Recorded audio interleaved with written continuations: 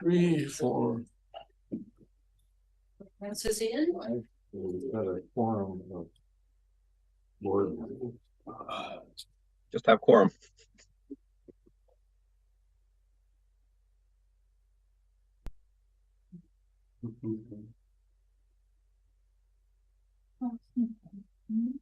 Oh, what? I got it. Yeah.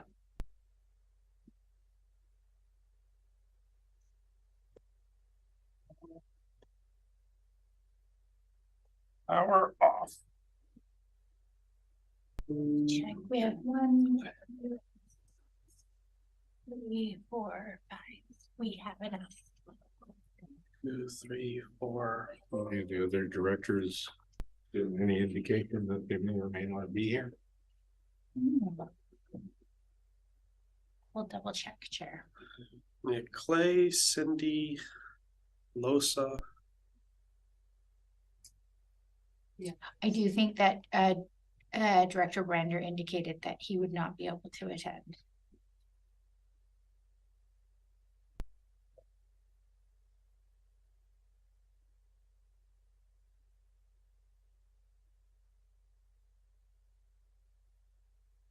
Letting in some from the Vancouver Coastal Health.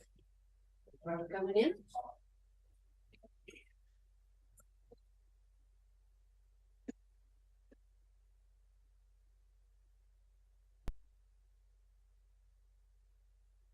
And just checking the other directors and see if we have any emails from them.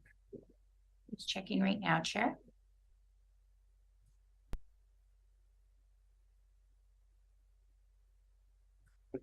Call Cindy. I sent her a message.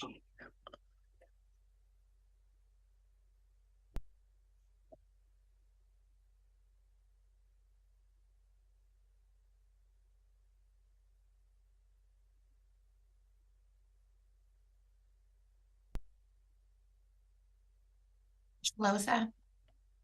Yes, let's let her in.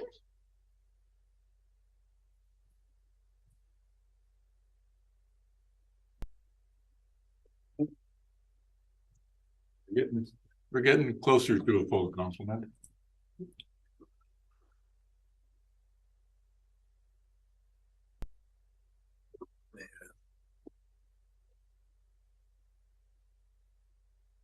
Okay, so I think we've got more than a quorum of regional hospital district members here, and I see most of the people that I'm expecting to see from Vancouver Coastal Health on the screen and regional district staff. So I'm going to call this special meeting of the Cassette Regional Hospital District to order.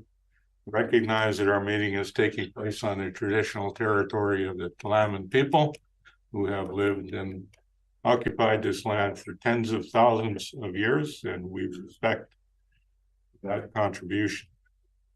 So I'm going to review what we're doing today. This is a special meeting that was called generally to hear from Vancouver Coastal Health, mostly about the cost sharing plans for the regional district. It's an extension of a previous meeting where there was a significant introduction to it.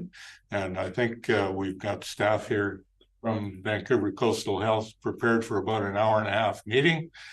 So I'd like to give Vancouver Coastal Health an opportunity to look into anything they want to report. I'd like to ask you to focus primarily on the cost share request. I think they started about page 17 of the report that we were looking at last time, and it's in the package again.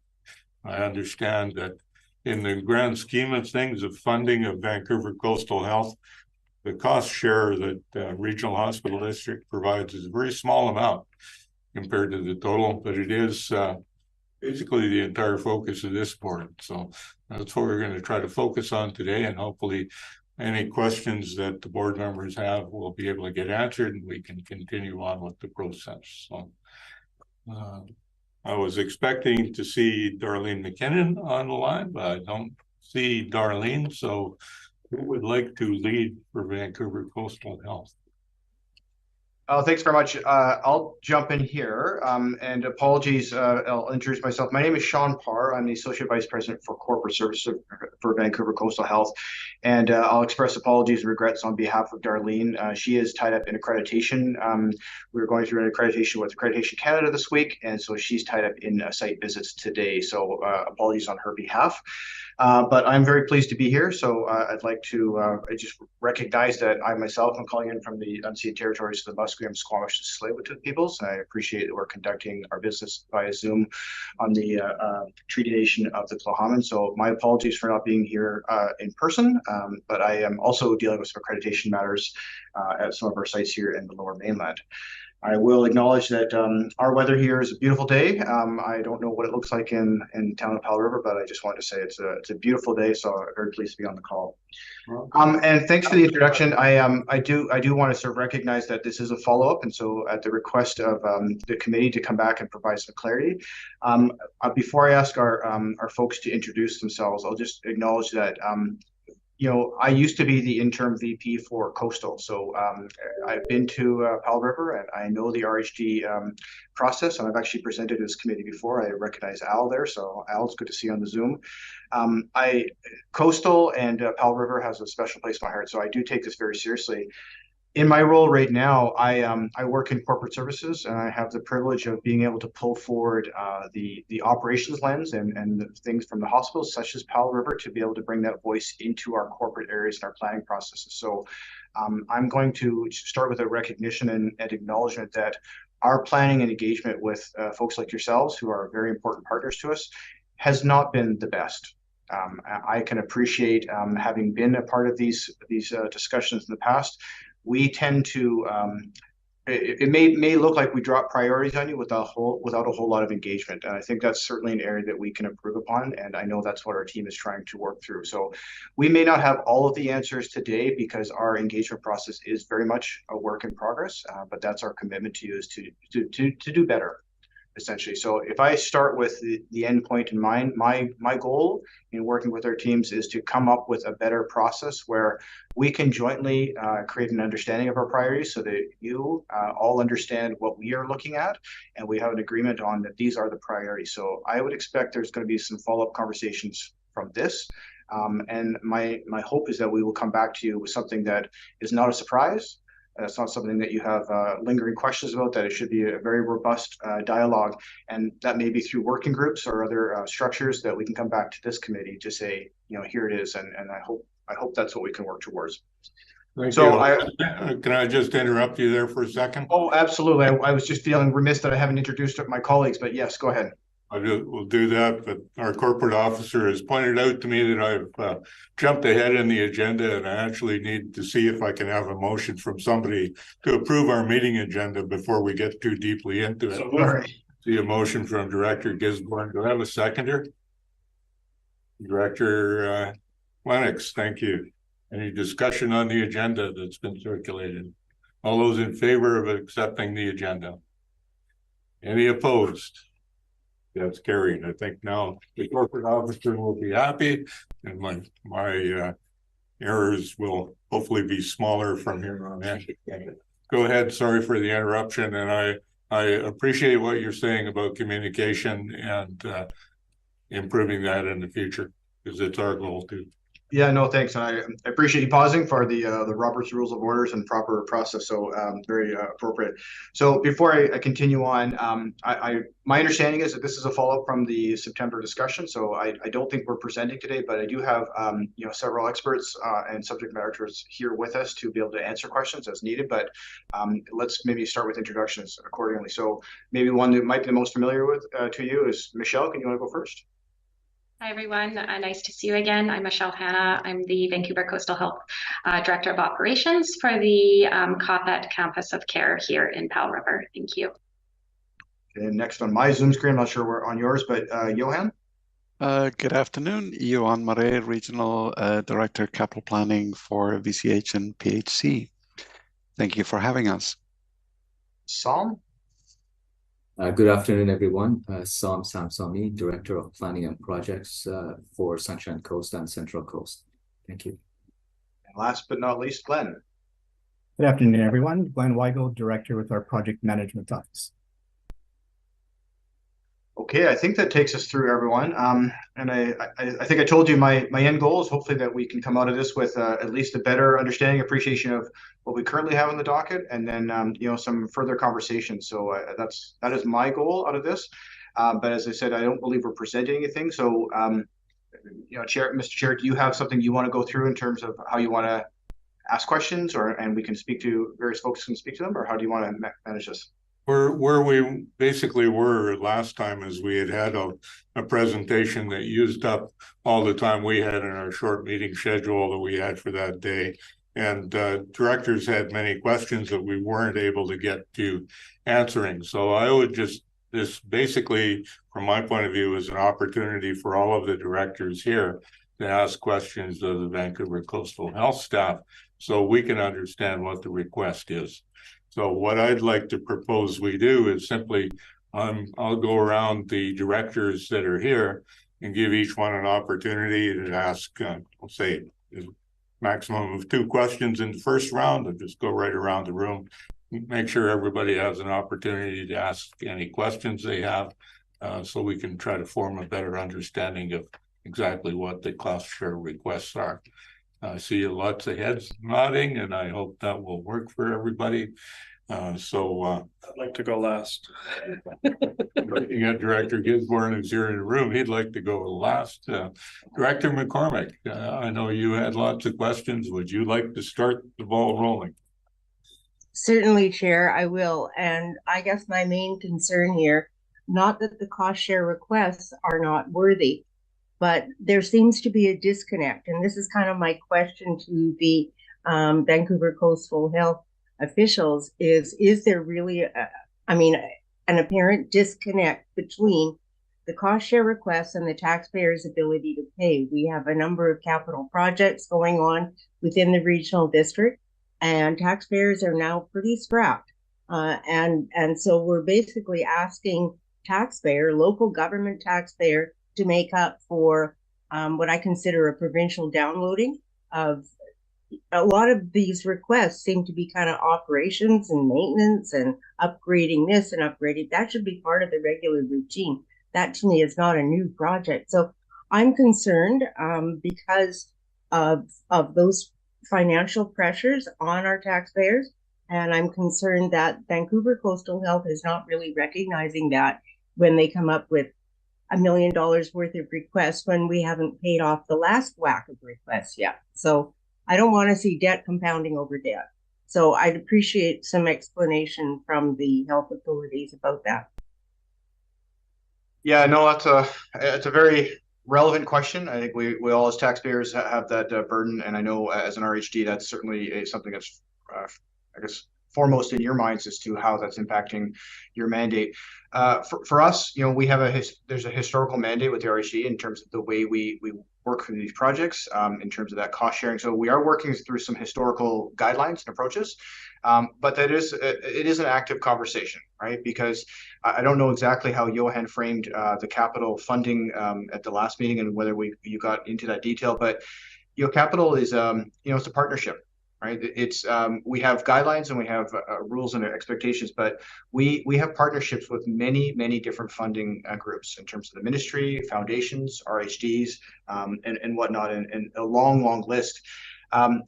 Sometimes where we can go get targeted funding from government for certain things, we can get that, and other times they might say no, there's no more money in the bank account there. We have to look at other sources. So what we're trying to figure out is the right balance of working through the mandate of an RHD, that the expectations, the rules around that of engagement, but also being cognizant of it, as a small town, and as noted at the beginning, it's not a huge amount of money. How do we have that good dialogue around if it's appropriate and it's something that you all see value for, and that's something that you can make the case to your taxpayers to say, yep, this is a valid investment and it means a lot to the community, and that's a reasonable thing to do. What we don't want is something where you sit there and say, hey, that looks like complete infrastructure, and why are we paying the costs for that? That's the conversation that we have to have with our ministry colleagues as well. So that's part of the dialogue with you, the pressures you're feeling, and then we can then take those conversations back to ministry. I can tell you from across Vancouver Coastal Health, you're not alone in terms of that pressure. we field internally, we have a list of capital requests that completely dwarfs our available funding.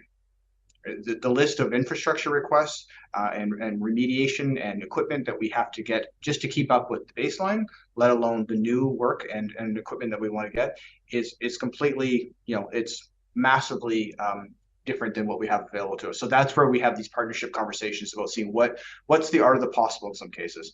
Johan, I'm not sure if you had other color from that, but I'd happily defer to you in terms of being the subject matter expert here. No, you're good. Thank you, Sean. Sandy, I'm not sure if that answers it for you, but as I said, we want to have the conversation with you, right? Because we know we can't afford to do all the things that we want to do, and that's across the board. And so how do we have the right priorities that, as I said, you feel comfortable with? We know is a need for the hospital, and it's the balance of making sure the infrastructure is addressed, where we have infrastructure requests, which to be honest, aren't sexy. And not a lot of people sort of say, why are we being asked for that? But it's important. And then some of the new things that are enabling new program redesign or things we really need to get for the hospital. And Michelle, I don't know if you want to jump off on that, but we definitely have priorities that come our way that we know we want to address to make our care in the hospital better. Michelle, do you have anything else to add to that? No, that sounds great, Sean. Thanks. Director, follow-up? have a follow-up question or another question? Yeah, it's kind of a follow-up question, and that is, would Vancouver Coastal Health consider a different formula for rural communities where the lower, the lower tax base, poor economy, et cetera, make it very difficult for taxpayers to come up with this, the money to meet your existing formula? So would you consider a smaller formula, smaller share for local rural communities? Well, the simple answer is yes. The more complicated answer is it depends, and that's where we're going to have conversations with the ministry, right? Because to be honest, the way the RHDs are enacted and set up, that's governed by stuff that's over and above our heads, right? Like in terms of the way the government's enabled that. But that's a conversation we'd certainly be willing to partner with you to approach the ministry around that, because we all have challenges. And to be honest, the RHD setup and structure doesn't reflect the current situation that you're feeling very acutely this year with inflation and all our pressures, as well as just does it match the post-pandemic reality? I think that's a very open question that we should be willing to have that conversation with the ministry with you. Thank you. Okay, thank you. I'm going to go next to Director Lennox. You have any questions, Director Lennox? Yeah, thank you, Chair. And having another look at your presentation from last time kind of revived some of these thoughts. I echo the concerns of Director McCormick, and I'm sure you're going to hear it again. Specifically, though, is some of this work underway at the hospital proper? Any work ongoing in the facility? And having another follow-up. So Sam is our director of projects, and maybe he'll speak to that. But Michelle, you're on the ground there as well. You may know what's underway to be able to speak to what you see and hear around you. Sam, do you want to tackle that first? Sure. Thank you for the question. And I'm assuming we're referring to the two projects that are on the cost share, and we'd like an update in terms of their progress, correct, Director Lennox? Yeah, and of course, anecdotally, I hear through people who work there, and I used to work there, that there's activities at the hospital, and they're aware of certain I'm just sort of, where are we? Have we taken any action, or is this all proposal that we're seeing, especially in the cost share itemized list that you have here? Thank you for the clarification. So yes, I can start with the pharmacy upgrade. The work has begun on that project. This is a very much needed project to ensure that our pharmacy meets the College of Pharmacists of BC standards. And that entails expansion of the pharmacy. Currently, the pharmacy is quite strained in terms of the space. And more importantly, we must ensure that we meet the NAPRA requirements in terms of mixing mixing the drugs for chemotherapy and other related treatments that are required, and that requires a clean room. And as part of this project, we're upgrading the clean rooms as part of that project. So to answer your question, yes, the project is well underway. The second project is the modernizing clean and dirty dumbwaiters. These are small elevators that serve the operating rooms and transport devices, medical devices, to our reprocessing and sterilization department and back to the OR suites. That project has not begun yet. The reason for that is we are waiting to receive the dumbwaiters. We have placed the order. Unfortunately, with many other equipment in the industry these days, they are delayed, but we're following up to make sure we receive them as soon as possible. The good news is that the maintenance on these dumbwaiters has been done very routinely. They're in good shape. We don't anticipate any risks. However, they are at the end of life and they must be replaced. Thank you. Okay, and just one more quick follow-up on specifically what's going on. We've seen some roofing as well happen at the facility, and is that still on the list for sort of like another phase? We had a two-phase approach for roof replacement at the hospital, and they're both completed. Okay, thank you. I'm just thank you, Chair. I'm just going to carry on here with one more specifically. You know, really for our staff, I'm sure that they've maybe had a chance. It's really all about cost per assessed value. This is my first term. It's been a year. I already think I've seen 2 requests come through, you know, in this manner, and I'm sort of, you know, what's coming next. You know, we have to consider. I know I've heard the comment a couple of times. This is a small amount. This is not a small amount for, you know, another layer on, you know, all of us. We're all taxpayers. This is happening in all areas, and you know, so it's another significant ask. And what we're hearing clearly from people is they're maxed out. So the trouble here, the juxtaposition is, you know, I've worked in emergency. I know that is very much needed. 100% it's needed. And everybody knows that, anybody who's ever attended the facility.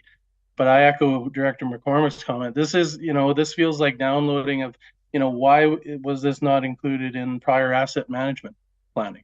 This is well-known long-term problems that I know about, you know, patient monitoring systems. That's something we can look ahead to.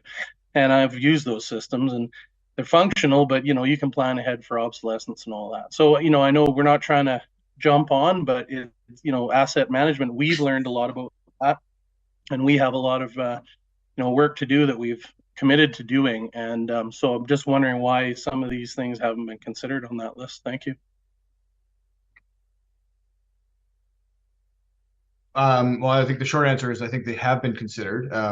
So the short answer before, you know, and as I mentioned before, our asks and our assets, the list of requirements to upgrade is, you know, it's in the hundreds of millions of dollars, right? And we do not have the funding for that. So we are doing the best we can. And to the point I made before, we have not engaged properly with you to give you a bit more a line of sight to what's coming down the pipeline. I think that's certainly an area for improvement for you, or for us rather. But I think, you know, that's where we're trying to do everything we can and maximize our dollars for all those different things. And it's, they're kind of tough conversations, some of them, right? Because, you know, I know when Michelle hears from her doctors and her staff, they have a very long list of requirements and things they want to get done, and we simply do not have the funding for. So, Michelle, I'm not sure if you have any other things. I mean, the emerge, we certainly, we can all recognize that's a priority. That's very visible. Are there others that you would speak to that, you know, are on the list that folks are crying out for? Yeah, I certainly think, you know, a lot of the equipment requests as well. We know how important, you know, sustainable surgical services is. And so with the new laparoscopic towers and as well as the patient monitoring system. So of course, new guidelines come out all the time, new best practices. And we really need to make sure that our equipment and our technology is keeping pace with that as well, and can meet those best practice care guidelines so that our clinicians can really provide quality care throughout our facility as well. Thank you for your finished, Director Lennox. We'll go to beautiful downtown Lasqueti Island with Director Fall. I'm actually in the suburbs of Lasqueti where I am, but we're in the unusual situation of actually Lasqueti Island's in Vancouver, and it's Vancouver Island in Island Health. So, but I have a general question, which because you know, I'm not so familiar with the local facilities or intimate with them. I actually have a lot of confidence in Vancouver Coastal Health bringing forward the list of priorities. What I hear, and this is coming from the comments made by Director McCormick, but also Director Lennox, and from yourselves, there's a a gap between, you know, the kind of wish list, the high priority, this is what we would like to have, and the funding available. And that gap is a little, I guess there's a little difference in perception from the coastal health and the local governments, because, you know, we're the ones who face the taxpayer revolt. And yes, we have the ability to increase taxes up to some limit, but, you know, there's a threshold where we'll get turfed or at least beaten up. So I guess I have a process question, because, you know, and I'll think more about some of the other ones in a moment. But one thing that might help us as we go forward is kind of information has come up a little bit, and Mr. Parr, you mentioned it, you know, the line of sight. So is there a way that it might be possible to revise the process a little bit by which the request comes? Because, you know, in my experience over 5 years, a lot of times it's you know, here's the presentation, and then we're kind of yay or nay right off the bat. And this year with other questions, now we have a second meeting. So, and, you know, without, you know, risking extra work for all of us, having a little bit of a two-step process could help, where we have a bit more of a heads up, you know, whether it's in person or whether it's written, would help. And maybe also, is there a possibility of having a bit more, I guess, detail on what the really critical items are versus this would be great if you can afford it, but, you know, you guys got to make a bit more of a decision rather than just, you know, here it is. Because I'm not in a position to say, well, let's just not do that roofing project for a year. I mean, that, or whatever it is, because that's outside. So, you know, in line with this ability to pay, because, you know, the challenge isn't so much the taking on debts and paying them off over time. Is that if the debt keeps building up, then our costs, you know, you kind of have a double whammy. We've got increasing health costs, which are facing everyone. We all know about it. But then you got increased interest on the debts to pay those from past ones. And so it just makes it more and more of the challenge compounds over time. So I guess that's the question, is early information and any revisions to process that might help us better deliberate and make decisions. So the answer is yes. So that is our goal, and that's I think that's the jumping for space from here, is to actually do that. And just to give you some of the mechanics of our system and our VCH organization, Darlene MacKinnon, who, as I mentioned, unfortunately can't be here. She is the accountable VP for the Coastal Community of Care, so she helps set the priorities for the communities and the hospitals and the sites, and so that's certainly her accountability. Michelle is your local director rep, very esteemed and very well regarded in our community of care. So she's your main point of contact there. Glenn works with all of the Coastal Community of Care to help organize all the priorities across the Coastal Community of Care in terms of the equipment and or facilities. SOMs are, you know, in very simple terms, I'm going to call you our builder. So when the projects become a project, SOM goes and takes them and goes and puts them into action. And then Johan works in the corporate area with me, where we actually then take all those requests across, and then we help work with our partners and colleagues in the ministry and other places for that funding conversation. So that's really the folks, I think, the big pieces of the chain. There's obviously lots of other places involved, but that is what we're trying to do. Is the question around line of sight is to provide more of a line of sight to you, so you can see what those critical things are, and where we have failing infrastructure that we just have to get on versus, you know, new projects we maybe want to invest in and you might be interested in. But that's sort of the way it fits. You're probably tired of hearing me. I don't know if Glenn or Michelle or Johan or Sam, if anyone want to speak to add details to that.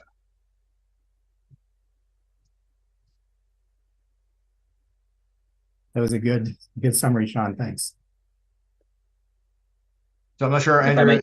Sorry, that's great. Thank you. And you know, I think I'm a fan, you know, I do resource management in my regular work, and adaptive management is related to feedback. So I think maybe there hasn't been enough opportunity or timelines for feedback, because, you know, VCH comes, we present, and then we decide, and it's this change would actually allow a little bit more opportunity for richer feedback from, you know, not just with our staff, but our staff to us, our financial staff, and then back to you, and then you know, the final decision comes forward. So it's a bit of a loop in there that might be a bit more feedback within the annual request, rather than waiting till the next year and then us just going, whoa, last year you asked for this much and we're already still reeling from that, and now okay. So that helps us be more deliberate and better understand, I mean, these issues. I mean, I'm not a healthcare practitioner, it's not my area of expertise, nor should I dip my toe in there.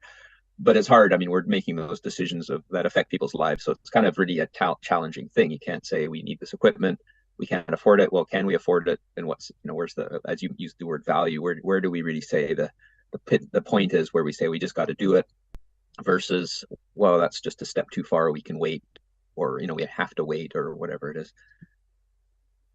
Thanks. And it costs, of course, anything to revise the sharing formula would be great. But I'll wait after Director McCormick asks more questions on that, because I have maybe another question related to that. But thank you, Chair.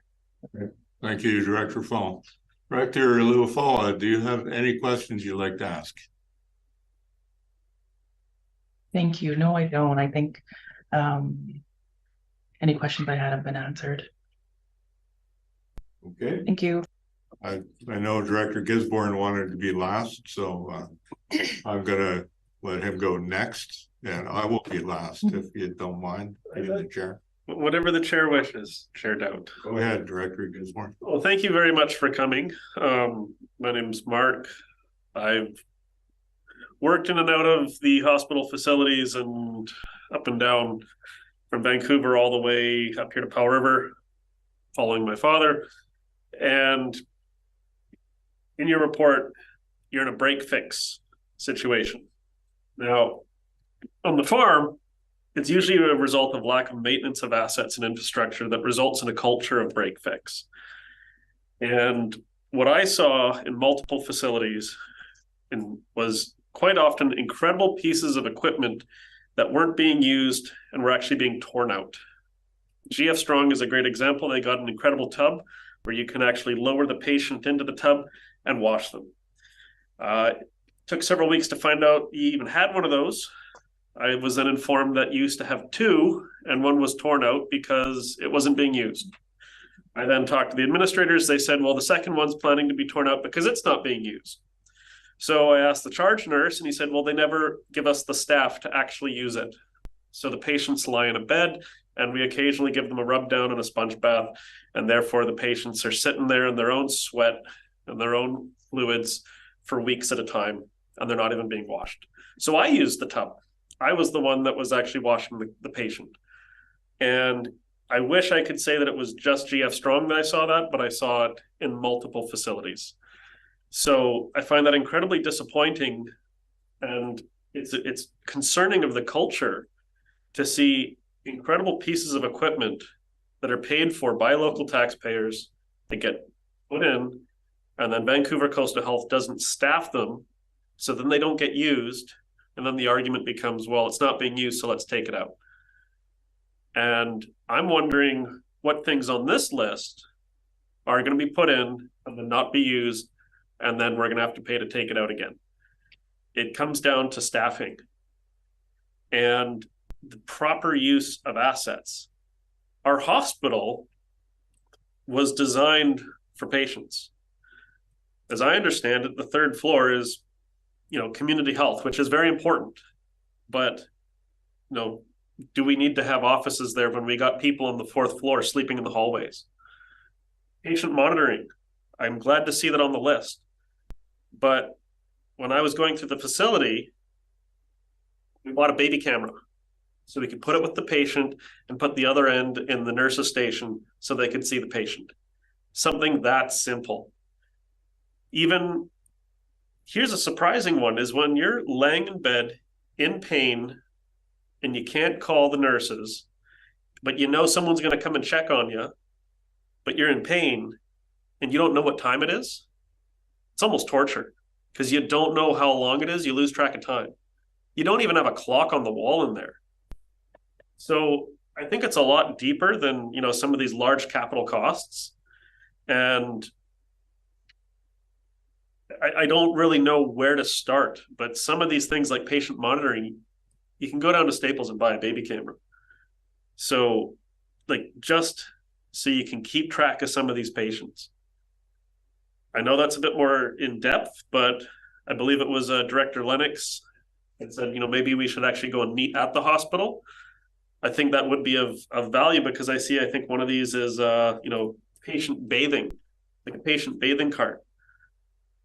But when you go to operate the equipment in the room, and if the room doesn't have the appropriate layout to use that equipment, it won't get used by the staff.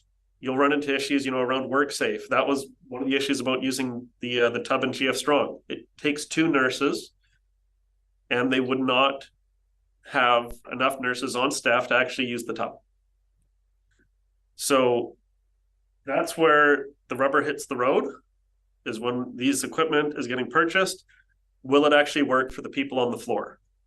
So if we do have a future meeting where we can actually go up to the hospital and go up to our facilities and have a walk around, because I want to make sure that we're getting the best bang for our buck when we're asking local taxpayers to fund these facilities, because they are in need. I greatly appreciate our facilities, but when I'm seeing money being wasted, it's upsetting to me. And our community is using that facility all the time, and I'm not the only one that sees it, because the nurses tell me, the community tells me, it's what they call an open secret. So I'm wondering if in the future we can actually have a meeting on the site of our healthcare facility. So that's my rant for my first round. Your question is, can we have a meeting at the facility at some point? Yeah, and are they committed to staffing the equipment that is purchased? Is there a response to that question? Well, I think I might go to Michelle as the host director to answer the first question, whether we can go on site, but I'm going to make a big leap to say probably yes. I think that's a very good and healthy idea. But to answer your points around, having the confidence that, the stuff's going to be staffed properly, money going to waste, I can assure you that we take that very seriously. Nobody wants that. That doesn't look good for the staff. It doesn't look good for the patients. It doesn't look good for Vancouver Coastal Health. So, I think some of the examples you mentioned are true. We've had examples in the past where that has happened. I can't deny that. But our commitment is to make sure that we do our best to obviously staff anything we're investing in, that we have done our due diligence to staff as best we can and to use the equipment as best we can. And we don't want things going into disrepair any more than any of you do. It won't be a surprise to any of you to know that we are in a staffing crisis across not just Powell River, but the Lower Mainland, across the country, across the world in terms of healthcare. So staffing is a very real challenge. But I mean, that's what we have to do, that planning work with you to sort of say where we are asking you specifically to invest in things that, you feel assured that we are going to staff that as best we can. Doesn't mean it's always going to be perfect, but that's certainly the assurance that you need to have in terms of putting money towards things. Michelle, I'm not sure if you want to speak to any specifics there on site, but that would be my commentary overall. But anything on site you'd want to talk to about? No, just that we certainly very much welcome you on site and any tours. We can arrange it at times and places to, maintain our patient privacy, but certainly welcome you in and show some of the really great work and investments that are happening across the site. So we can certainly set that up. I'd be happy to. And then just as far as the priorities, we do go through quite a robust process before they even come forward to you, and making sure that, do we have the appropriate ways to support either the equipment or the spaces, to maintain it? Do we have the staffing for it before it even comes to this table or comes to an ask to be funded? And I think lastly, just, we really hear a lot of our priorities from our patients and from the community and their families when they come in on what's important to them, as well as from our staff and our medical staff as well. And so that's a big factor in kind of bringing some of these priorities forward as well. Thanks. And a follow-up question, Director Gisborne? Well, I'll let the other directors do their round. Okay, so I'll go next. Haven't had an opportunity yet, and I want to say thanks for coming, Mr. Parr. We have a number of other communications opportunities that are coming up. There's a community leaders forum tomorrow afternoon in Powell River with a lot of different people attending with Vancouver Coastal Health, and a different forum there. We have a meeting coming up, which is basically our annual meeting under the Memorandum of Understanding between the regional hospital districts, with the 3 local hospital districts, the Sunshine Coast, the Sea to Sky, and our Gazette Regional Hospital District, which is coming up on the 11th. And all of those are great opportunities to do more two-way communication, which follows from here. But, what I see as a concern for many of the directors and actually the taxpayers is when we get sudden changes. And, you know, I like to talk about what we can do in the future to try to smooth the changes over a long-term planning. My perception, having been on a hospital board for only 6 years now, is we tend to get, you know, sudden requests. Either get no requests for a while, and then a sudden request, and big changes to what the taxpayer is being asked to contribute, and that creates the questions in the community saying, you know, why are we looking at this sudden large increase, and why does it have to happen all at once? So they're only looking into improving long-term planning and trying to smooth the effects on the taxpayer at the end of the day. I know our board tries to do that with short-term or long-term lending where we possibly can, but I wonder what Vancouver Coastal Health's thoughts are about that. Well, I think your interests are aligned to ours. Emergency funding for things is never a good thing for planning purposes. So as much as we can smooth that out, that's absolutely a good thing. I know Johan would love to have that in his planning cycle. It is one of those things, the nature of our business. It can be those whack-a-mole requests do come sometimes, and they can come from various directions, sometimes from the ministry, sometimes from the federal government for various initiatives that might come up. And then quite obviously, if we have something that's broken and needs instant repair that we have to sort of jump on. We would love to have a much longer planning cycle to be able to say, here's what our 10-year forecast looks like. The problem becomes, you know, how much validity that has and the amount of time and effort it takes to plan that when things are coming up and hitting us on a daily basis or weekly, monthly basis. So that's the balance point I think we have to find. But I think in short, we would just say yes. We absolutely need to do a better job of aligning that planning process with you. And as I said at the beginning, if my goal would be to try and have more regular dialogue with you instead of the, you know, semi-annual or annual sort of we drop something on you, I would try and build something that's a bit more of a regular touch point that, you know, I'm sure you don't want to be inundated with conversations, but it sounds like we probably haven't done it. It feels like we haven't done enough with you. I think we could probably be a bit more regular, and that in itself will help, I think, manage expectations and smooth out the planning a bit better. Johan, I'm not sure on the planning cycle, if there's anything else you'd add to that? No, I don't want to, but I think without really repeating that our planning cycle is extensively long. And it is continuous. And yes, our biggest challenge is around the limited funding that we have available on an annual basis.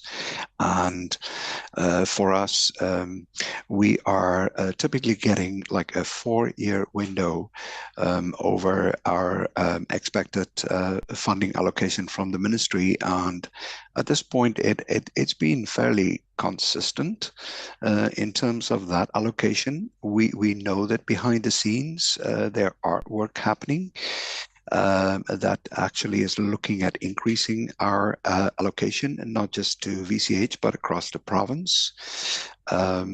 But we staying tuned, and we are hopeful actually for the budget 25 provincial budget to actually see a little bit of an increase in our allocation.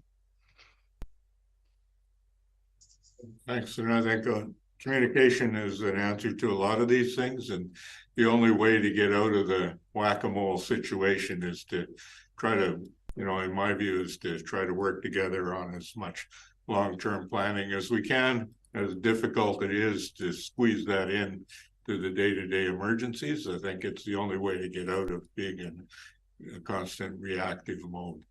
So I think we have a staff member on the line, and our CFO, Linda Greenan, I believe, is on the line. I'd like to give Ms. Greenan an opportunity to ask any questions that she has, because I think she had some from the last meeting. Ms. Greenan, do you have any questions you'd like to bring up? Thank you, Chair. I think that most of my questions were already asked by the directors. That was the main question was, you know, trying to get more earlier notice of when the cost share request, how much funding VCH is looking for from us. just trying to, find that information out earlier and, having more notice. And so I think those questions have already been answered. Thank you. Thanks. Want to make sure you had your opportunity. So we've been around, all the directors have had their opportunity to ask any questions. Any other staff members of the regional district that have any questions? CAO? No, see a lot of people shaking their heads. So how about any directors? Yeah, any directors have any additional questions? You put your hand up and I'll recognize you in order. Director McCormick. Thank you, Chair. I really appreciate Vancouver Coastal Health, your officials for coming today. You're kind of caught in the middle. My argument about downloading is really with the province. It's not with you. And I appreciate the energy you put into providing quality care. My question, perhaps, Chair, is more to you than Vancouver Coastal Health. And that is, could we put a cap on what we can reasonably afford to pay over, say, a 3 or 4 year period? Can we put a cap on that dollar figure? And then Vancouver Coastal Health will, knowing what that figure is, work with that, in their planning. So that's my follow-up question. Thank you. The question to me is the chair. I think the board can do what the board decides to do in a majority situation. If we're going to limit what the board would cover in a cost share, I think there would be effects of that. Without speaking for Vancouver Coastal Health, I would say if the board decided to limit our contribution to a cost share, there will probably be limitations in the facilities that were provided. That's, Vancouver Coastal Health might like to add their opinion to that, but I think that's a decision that the board would have to make at a meeting where it was fully discussed. But Mr. Barr, do you have any comments you'd like to make on that? Well, I certainly wouldn't want to fetter the board, and I think that, as you mentioned, that's certainly at your discretion. I mean, my goal, as I mentioned, my talking point is really to work through the dialogue with you and advance communications. As Johan referenced, it is a continuous cycle of discussions with the capital funding tables. So, that potentially limits those discussions to an extent, but on the other side, it does provide clarity, and that's also helpful in regards as well. So I would probably reserve comment to say one way or the other, but as you mentioned, it's your discretion, I think. Thank you, Chair. I'll be bringing that up at a future meeting again, so thank you. Any other questions from any of the directors? Director Fall. Thank you, Chair. So not so much a question, but just a bit of a comment. At the September meeting with Mr. Marais, I was looking back at my notes, and Director McCormick mentioned a resolution from the Union of BC Municipalities Convention, and my notes say that Mr. Marais said he wasn't aware of the motion, which wouldn't surprise me because I wouldn't expect Vancouver Coastal Health to be following UBCM. Hundreds of resolutions, but I just wanted to point out what it is. It's NR 11 was a regional hospital district capital cost sharing ratios, and the main operative action item was that it be resolved that Union of BC municipalities lobby the provincial government to modernize the RHD cost share formula under the Hospital District Act, with the ability to pay being a key consideration of cost sharing of healthcare projects. That was first endorsed by the North Central Local Government Association, that's who brought it forward, and then it was endorsed at the full UBCM. So that will go to the province, of course, and I just want the province will have a reply. I'm not aware of any response yet to any of the resolutions, so we'll find out what the province does with this. And there's a bit of other information associated in the package on that. There's been other resolutions about cost sharing brought up in the past. It was noted, and in particular reviewing the 40% rule, but this was the first one to bring up the ability to pay as a specific element of that, and so that's something the province will be looking at. Doesn't mean they'll do it. The just the UBCN's lobbying them for that. And that, I think the fact it got endorsed means a lot of local governments or regional districts, at least rural areas, are feeling the same strain. So thank you for coming to us. I think that's the main concerns that I have, and then it's good to have the information and communication sharing. Anyone else? Director Gisborne. Okay. I might go a little off the rails here. Well, don't. I'll try and stay on. Many years ago, our hospital district was part of Vancouver Island Health Authority, much like Lasqueti Island. The decision was made to be included into Vancouver Coastal Health, as the understanding was that we would receive better service. There's new facilities on Vancouver Island since that change has happened. We're running into all kinds of issues where, low tier appointments, people go to the island, and then the health authorities say, well, we don't really work well with each other, so now you're going to have to go to Vancouver for the rest of your appointments. We're getting inundated with complaints around how BC Ferries isn't meeting the needs of residents that are being sent to Vancouver for medical appointments. They're getting trapped, stuck in terminals. And, we're one ferry ride away from Vancouver Island Health Authority. Speaking of UBCM, I believe there was a resolution that was passed that was asking for more integration between the healthcare authorities and, more of this kind of cross-boundary action, but it doesn't really seem like there's much traction on that. We're still, people are getting their referrals lost. They start the process on Vancouver Island. They say, oh yeah, we're going to have to get you transferred over to Vancouver Coastal Health. And then 6 months later, they're going, I still haven't heard a call from anyone. So I'm wondering, what would the process be to rejoin the Vancouver Island Health Authority and have our assets transferred away from Vancouver Coastal Health? Because, we're here getting people sent to Vancouver 2 ferry rides away when we can go over to Courtenay or Campbell River to get the same appointment. I'm wondering, how do we, I think it was 20 years ago, 30 years ago, we used to be part of Vancouver Island Health Authority.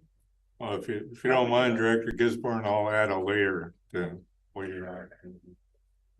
Director Gisborne's asking a fairly simple question, like how hard would it be to go back to the old way where we were part of Island Health?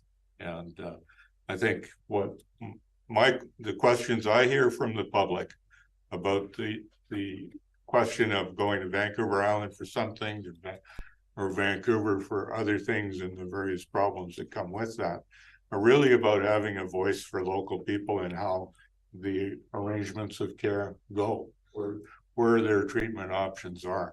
And, I see people locally looking for a place to discuss treatment options with Vancouver Coastal Health and about where they can find the best care and how that can best be done. Can it be done with a local facility by adding to local facilities, or where is the best place to go and how do they have some influence on that? Because it can make a real difference if you're asked to go to a specialist appointment in Vancouver or to go to one in Campbell River or in Nanaimo, and they each have their own problems.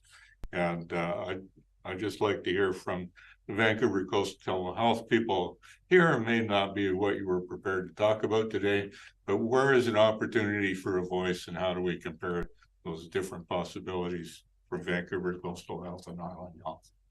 So we've got some time to talk about that. Yeah, and I'm happy to start. I'm going to also pass to Michelle just to talk about some of the realities and the work we are trying to do to improve those the channels and connections between our respective health authorities, because I'm certainly aware of those. I when I was the vice president in Coastal, I heard about those, and I know that was work that was underway at the time.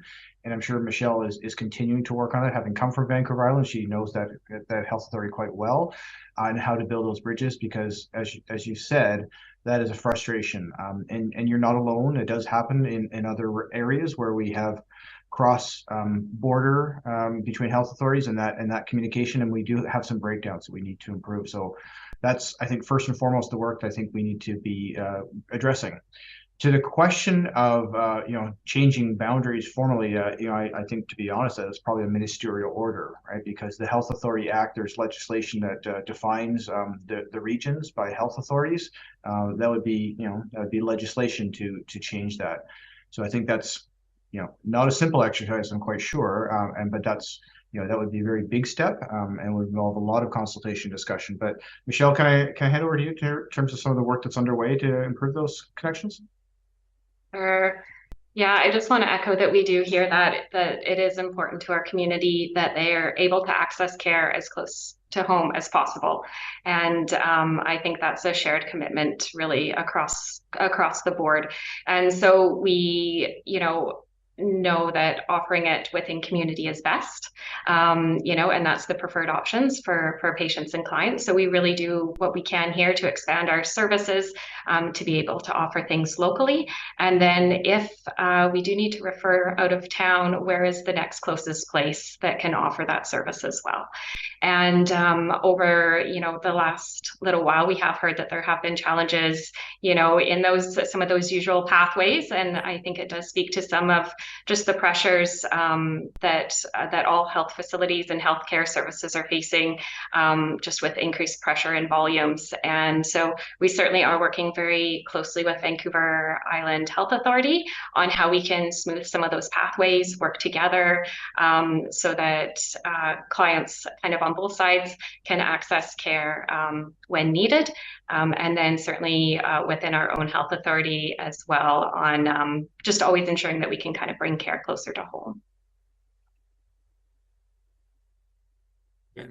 Director Gisborne, one more. Yeah, and I hear that, and I absolutely agree. Get the care closer to home, but what we're seeing on the ground is, last June I found out that having a PICC line inserted is no longer being offered locally. They have to go to Vancouver. I can speak a little bit to that. We did have an incredibly generous donation from the Hospital Foundation, and they have purchased us new equipment. And we do have our physician colleagues as well as some of our nursing staff that have traveled to Vancouver so that they can get the training, and then we'll be able to offer that service locally again, which will be great news because we certainly know the hardships of traveling down to the city for a relatively quick and minor but incredibly important procedure. So we heard that feedback loud and clear, and happy to say that we'll be able to resume that service soon. Well, that's good news. Oh, any other questions from any of the directors or the staff that are here? I don't see any other hands up, so I'm going to say thank you very much to all of the people, the directors, and all of the people from Vancouver Coastal Health who have taken the time out of their busy days. I know everybody has a busy day because it took us a long time to find a day that we could all actually get together. But I think it's been very valuable. It's been valuable for me, and I think hopefully it's been a learning exercise for everybody else that's on the call. And I really like the message that I'm hearing that more communication needs to happen. And I think everybody wants to find a way to do that. We've got some opportunities hopefully coming up in the next few weeks to try to make some progress on that. And the board will be discussing the cost share request at a future actual board meeting where we are all prepared to do that. But I want to just say thank you to everybody for taking the time and for being here. We have, I think, a member of the press, and we have a question period on our agenda. So does the press or anybody else who might have joined us online have any questions they'd like to ask? Thank you, Chair Galinsky from the Peak here. My question would be more actually for staff, probably the manager of financial services through the chair. I'm wondering, I seem to have recalled that these requests that come through are for several $100,000 to more than $1 million a year. And I am wondering how these appropriations are financed by the Regional Hospital District. Ms. Greenland's online there, and do you have an answer? Yes, thank you. Through the chair. Traditionally, we have funded those through, the more recent ones have been funded through borrowing. But, you know, there is an opportunity that they could be funded through reserve if we, you know, if we have, now that we haven't paid down the $4 million, we had traditionally been saving towards paying down the hospital district debt because it was the larger debt. But now that that hasn't happened, there is some reserve funds available. So going forward, we might be able to access the reserves rather than always borrowing for these requests. So it'll be a decision for a future board meeting. I thank the manager for the response, Chair. Through the chair, what is the term typically of the borrowing for these requests that Vancouver Coastal Health has been making? Ms. Greenan. Thank you, Chair. The more recent requests have been funded through 5-year borrowing and 10-year borrowing. I thank the manager of financial services for the responses. Thank you for the opportunity to ask questions, Chair. I'd just like to add Ms. Greenan's reply is that when we do funds through borrowing, borrowing is paid off by taxation from the regional hospital district that shows up on everybody's annual tax bill if they pay taxes. Make sure that's there. So thank you, Mr. Galinsky. And at that, I think we've come to the end of our agenda. I want to thank everybody again for attending. And I think we can wind it up now, having done all our business. I'm just going to ask the directors of the board to stay with us for a few minutes after, because I think staff would like to have a short discussion. So thank you very much, and we'll see you again soon. Thank you very much. Thank you. Thank you.